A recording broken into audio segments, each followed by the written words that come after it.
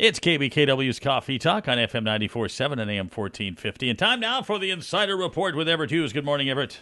Good morning. How you doing today, Doug? I'm doing pretty good. You sound a little like you have a cold. I do. Ah. You're right. Your ears are good. Well, my wife doesn't agree with that. She No, has of to course repeat things, or I misinterpret what she says by just the sound of the words, so I'll come out with something totally different. Absolutely. It's too much headphones on my ears for 40 years or whatever. Well, that's what it is. Well, now, anything new happen? Well, it's the same thing we were going to do last week.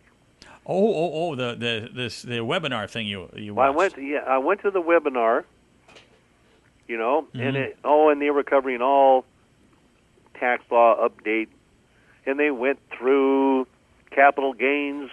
Capital gains is fixed, it's permanent. ATM, the changes to ATM are permanent, and they were, everybody's getting happy because the changes that happened with this last tax act, they're not 2 years and we'll do it again. Whatever they did was permanent until there's a major overhaul. Ah, okay. And they did this thing for it was an hour. It was an hour, and finally, in about the last 15 minutes of the presentation, they got to a slide on the Affordable Care Act. And after everything else, all the other updates having to do with taxation, Doug? Yes. They spent less than 3 minutes on the Affordable Care Act and then referred us to an IRS website. Now, They literally said, this is all that's new, and basically nothing's new as far as what we're having to do. okay. So what does that mean? Well, I'm going to tell you what it means. Okay.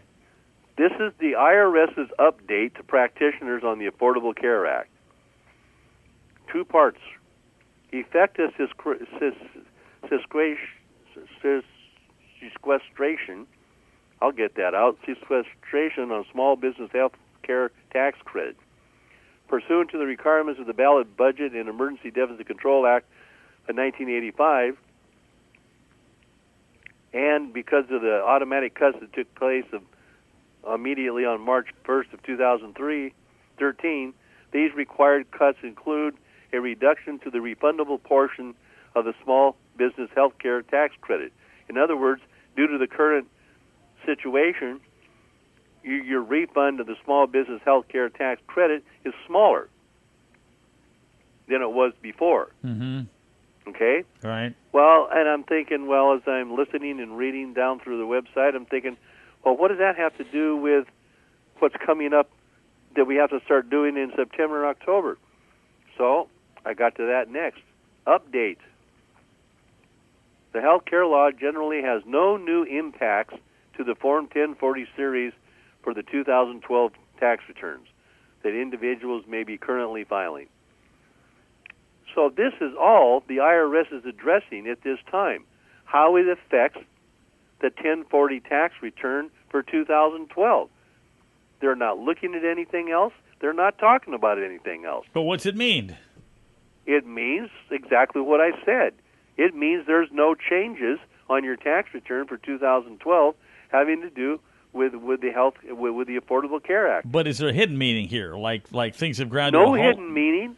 No hidden meaning. Okay. That's just not what they do. Just like what we talked about last week isn't what they do.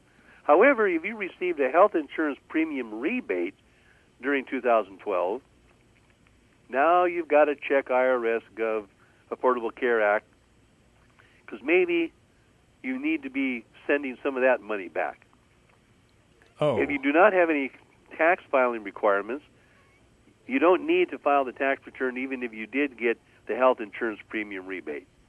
But now as I'm reading through this, I'm looking for something that will give me a clue as to what's coming up, and there was nothing.